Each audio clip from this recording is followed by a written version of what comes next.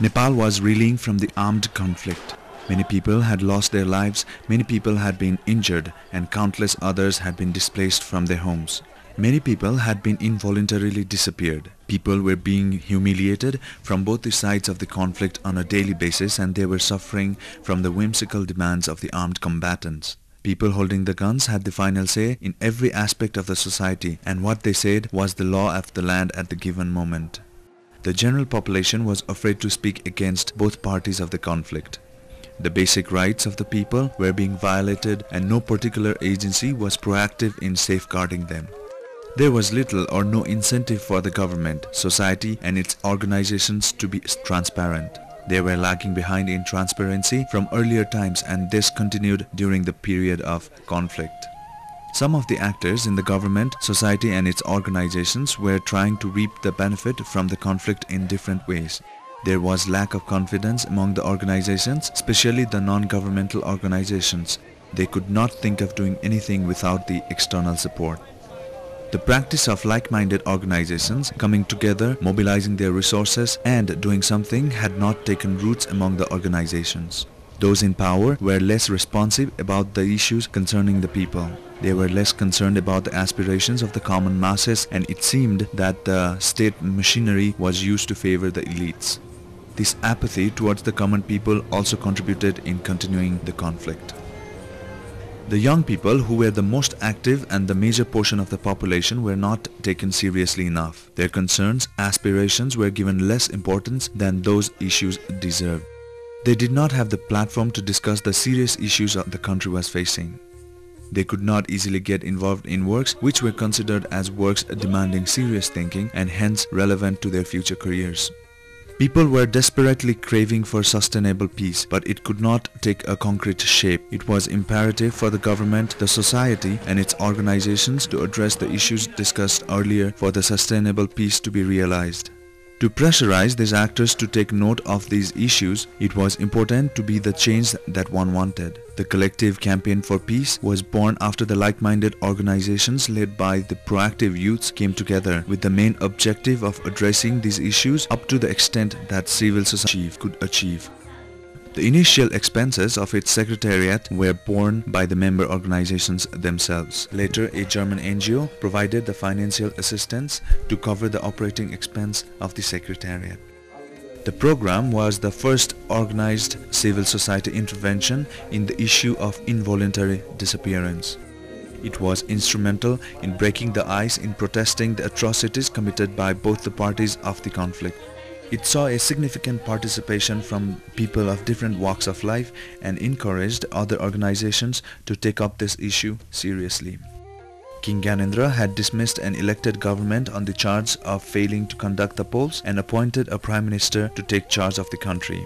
The political parties started their street protest programs against the king's move and also the government appointed by him. COCAP mobilized its staffs and volunteers, most of whom were young people, to monitor the protest programs, to encourage both the parties on the street to respect the human rights and to intervene if human rights violations take place from any side. The mobilization was effective, which helped reduce the level of bitterness among the opposing sides on the street and dramatically reduced the number of injured on both the sides. Although most of the staff and volunteers were young, they discharged their duties with high standards of professionalism and earned respect and trust from both the sides. यहाँ पहिला सुरुमा धेरै साथीहरु आउँछन्, उनीहरुले सोध्छन् यो साच्चै हो र भनेर सोध्छन्। पहिलो चोटी आउने व्यक्तिले यस्तो विधानमा मात्रै होला, साच्चै छैन होला भन्ने चाहिँ उनीहरुलाई कतिपयलाई लाग्दैन। तर उनीहरु जब 8-10 दिन यहाँ बस्छन् र काम गर्न सुरु गर्छन्, त्यसपछि ल मैले त एकदम नसोचेको कुरा हुँदो रहेछ भनेर उनीहरु चाहिँ वर्षौंसम्म चाहिँ स्वयंसेवा काम गरिरहेको हामीले देखेका छौं। र अर्को कुरा के भन्दाखेरि यहाँ हामीले जस्तै विभिन्न अभियानहरु हामीले चलाएका छौं, तर अभियानहरु हामी थोपर्दैनौं।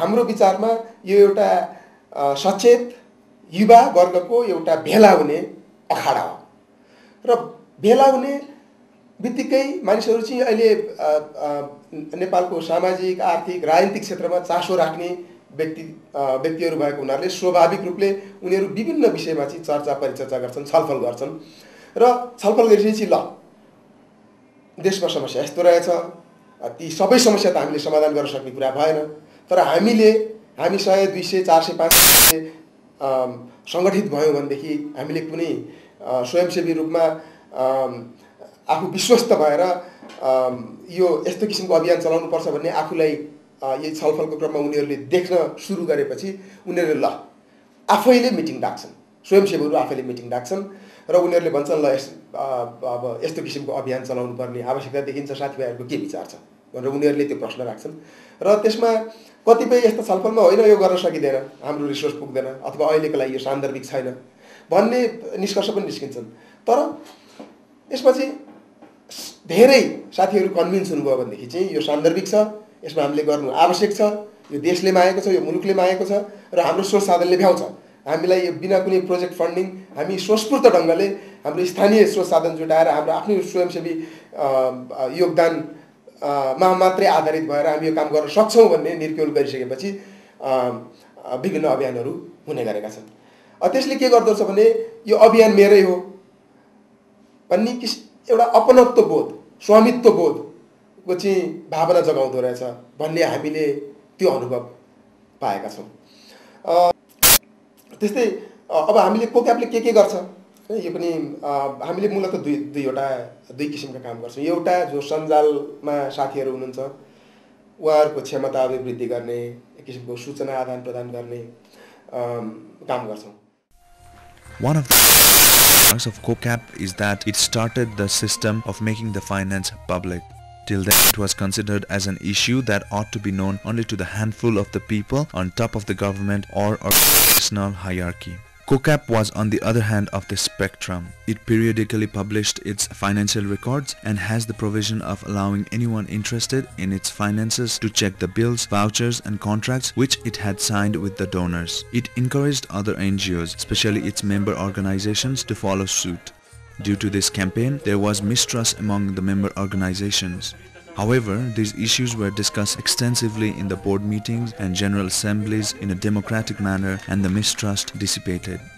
COCAP regularly holds its board and general meetings, where decisions are made in a democratic manner. The composition of the board member is inclusive, as certain numbers of positions are reserved for the marginalized groups, gender and regions. The coordinator of the organization cannot hold the post for more than 2 terms. The staff selection process is transparent and inclusive, with a separate committee appointed by the board making the decision, and certain points awarded to promote the candidates from disadvantaged groups, gender and regions. The organization has been a good platform for the organization outside the Kathmandu Valley. These provisions have helped COCAP gain legitimacy in what it has been campaigning for. COCAP has a resource center with a wide variety of periodicals subscribed and a good collection of books. The center has been open for the public, and it provides a place to increase the horizon of one's knowledge. When the government was fighting against the armed insurgency, it sought help from other friendly countries, which they provided generously. But the support, especially the military assistance from the friendly countries, was being used in the violation of human rights. COCAP raised this issue and campaigned for the assistance to be provided to Nepal conditional on its human rights situation.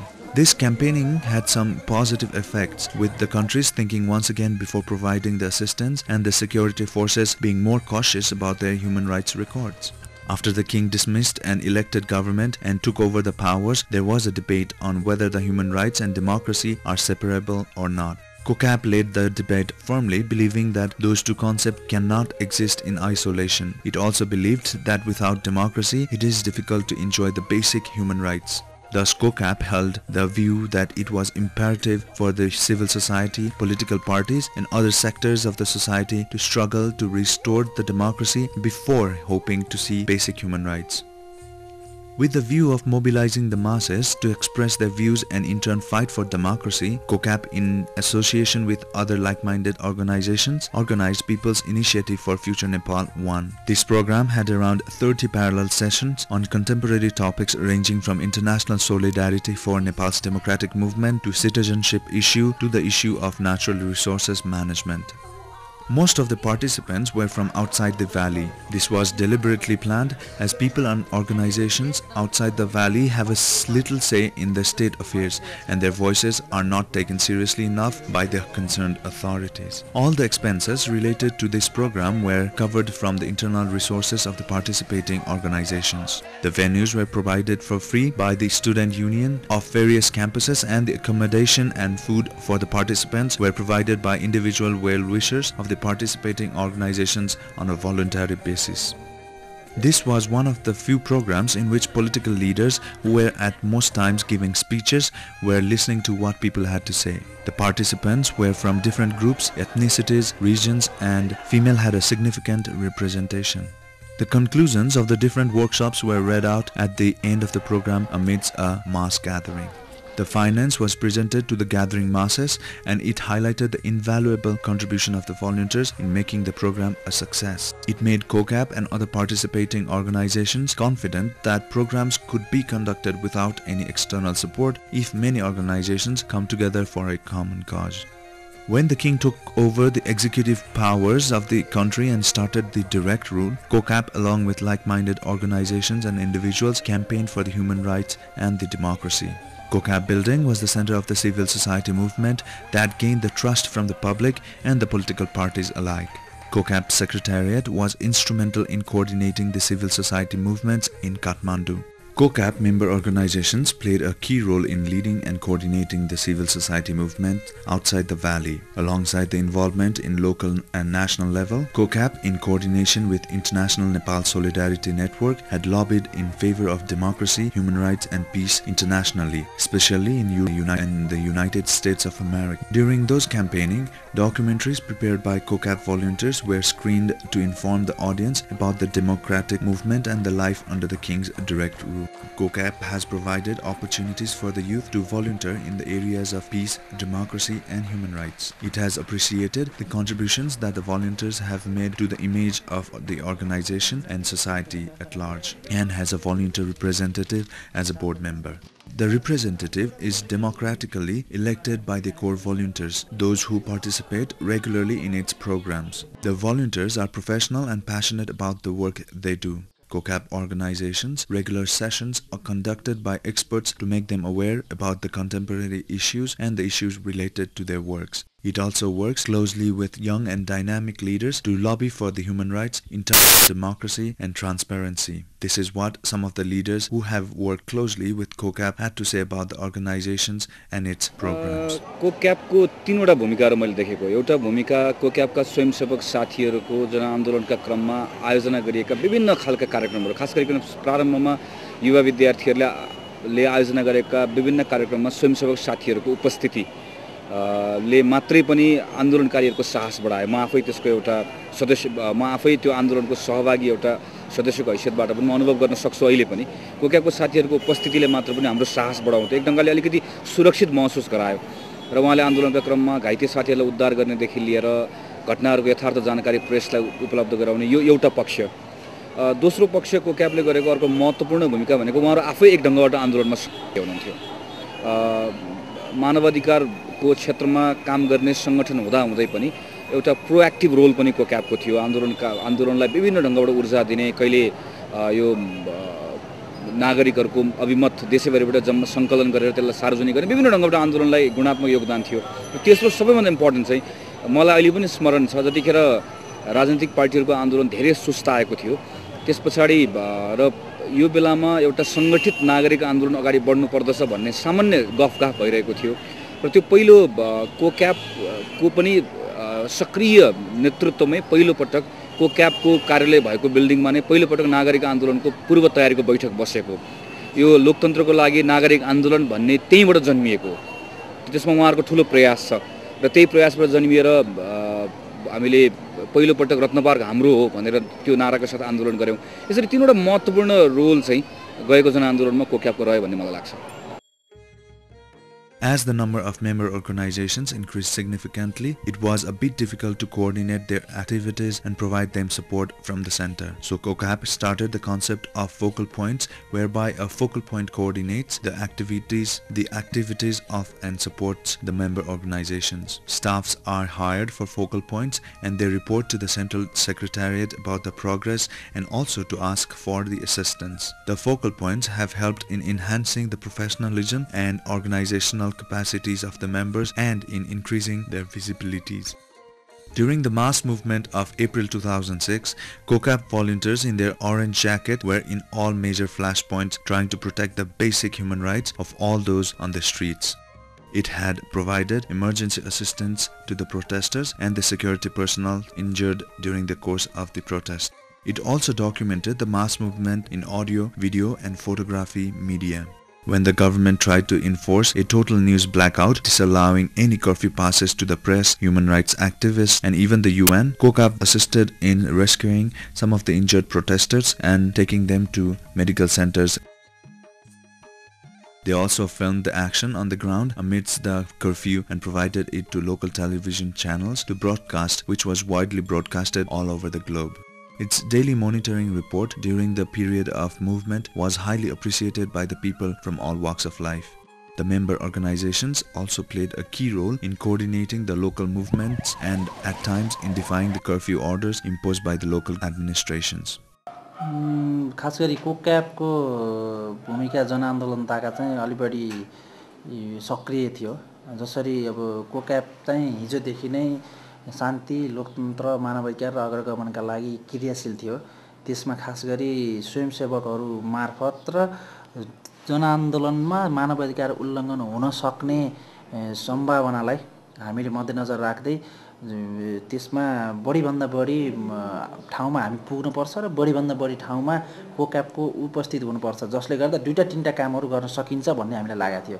ती दुईटा तीनटा काम भनेको के थियो भने एउटा चाहिँ हाम्रो त्यहाँ उपस्थितिले मानवाधिकार उल्लङ्घनको घटनालाई थोरै भए पनि रोक्न सकिन्छ भन्ने लागेको थियो। त्यो हाम्रो अलिकति सफल पनि भएको थियो। दोस्रोमा हाम्रो त्यहाँ उपस्थितिले जनआन्दोलनकारीहरूलाई थप उत्प्रेरणा र ऊर्जा प्रदान गर्नेछ भन्ने लागेको थियो। त्यो पनि केही हदसम्म पुरा भएको थियो। तेस्रोमा जनआन्दोलनमा कोक्यापको उपस्थितिले हामी प्रत्येक दिन कोक्यापले बुलेटिन निकाल्ने गरेको थियो। राष्ट्रिय तथा अन्तर्राष्ट्रिय दर्शकहरूलाई मध्यनजर राखेर प्रत्येक दिन कहाँ के भयो, मानवाधिकार उल्लङ्घनका घटनाहरू कहाँ के भयो, कतिजना पक्राउ परे, कतिजनालाई मारियो, कतिजना बेपत्ता छन्, कतिजनाको अङ्गभङ्ग भएको छ, कहाँ कहाँ जुलुस निक्लिएको छ, त्यो काठमाडौँ मात्र होइन काठमाडौँ बाहिर के छ जनआन्दोलनको समग्र सिनारियो दिने। त्यो चाहिँ हामीले लाग्छ त्यतिखेर अत्यन्तै महत्त्वपूर्ण भूमिका खेलेको थियो भन्ने लाग्छ। प्रत्येक दिन हामीले सूचनालाई केन्द्रीकृत गर्ने गर्थ्यौँ काठमाडौँमा र त्यो सूचनालाई प्रत्येक दिन साँझ हामीले मिडियाहरूलाई र अन्तर्राष्ट्रिय समुदायहरूलाई र राजनीतिक पार्टीहरूलाई उपलब्ध गराउने गर्थ्यौँ। हाम्रो एउटा बुलेटिनका मार्फत प्रत्येक दिन जनआन्दोलन बुलेटिन निक्लिएको थियो। 19 दिन नै त्यो काम गर्थ्यो र कुनै बेला त एउटा यस्तो चरणमा आइपुगेको थियो सबैलाई जनआन्दोलनमा कहाँ के भएको छ भन्ने पाउनको लागि कोक्याप बुलेटिन नै एउटा सबभन्दा आधिकारिक स्रोत, सबभन्दा विश्वसनीय स्रोत पनि बन्न सफल भएको थियो। After the successful completion of the April mass movement, people's aspirations had changed dramatically. To provide a platform to air their views, opinions, aspirations, COCAP, in coordination with other like-minded NGOs, conducted People's Initiative for Future Nepal 2. The format of this program was similar to the People's Initiative for Future Nepal Part 1. Leaders of the major political parties had participated in various workshops conducted on wide-ranging issues and listened to the changing aspirations of the people. It saw significant participation from various parts of the country with sizable women participation. When there was a national debate on the representation and federalism, COCAP, in coordination with other NGOs at the central and local level, organized a People's Conference on this issue. There were 6 regional conferences at different parts of the country from Dhankuta to Mahendranagar. Each conference had parallel workshops on different dimensions on these issues with experts presenting their papers. This was followed by the comments from the floor and the commentators. At the end of the program, the conclusions of all parallel sessions were discussed and conclusions noted. This program saw significant participation of the local NGOs and the people from the disadvantaged communities. with the view of safeguarding the human rights, bringing the perpetrators of serious violations of human rights during the conflict period to justice, and discouraging such atrocities in future. COCAP, in coordination with other organizations involved in human rights sector, organized the International Criminal Court Week. It was the first time that COCAP had worked with some of the organizations involved in marking the week, and this helped in reducing the differences that existed between the organizations. This week was marked by organizing plays, rallies, seminars, pressuring the government to ratify the Rome Statute. Media was mobilized to create conducive environment for the ratification of the statute. One of the significant attractions of the week was the street drama presented by COCAP volunteers asking the government to ratify the statute. This drama won praises from the audience from different walks of life, and it was performed in various parts of the countries as well. COCAP had planned to monitor the Constituent Assembly elections, which was considered as the next logical step of the peace process and outlet to the aspirations of various groups and communities. It had started to monitor the abiding of the election code of conduct by various political parties. Due to the abrupt postponement of the elections, the scope and the nature of the monitoring have changed. COCAP will continue to monitor the situation for the Constituent Assembly elections until they are held. A weekly report will be published in each Nepali and English language and circulated among the members and well-wishers of the organization and also to anyone interested in them. It is noteworthy that COCAP has been true to its guiding principle to a great extent. It has the potentials to achieve even more. There is a room for improvement in the professionalism of its volunteers and staff. The documents compiled by COCAP are a good resource to study its organizational history and also to have a glimpse of the state of the country at the given time. The member organizations could also improve on the transparency of its affairs. Improvements in these areas could enhance the image of the organizations within and outside Nepal.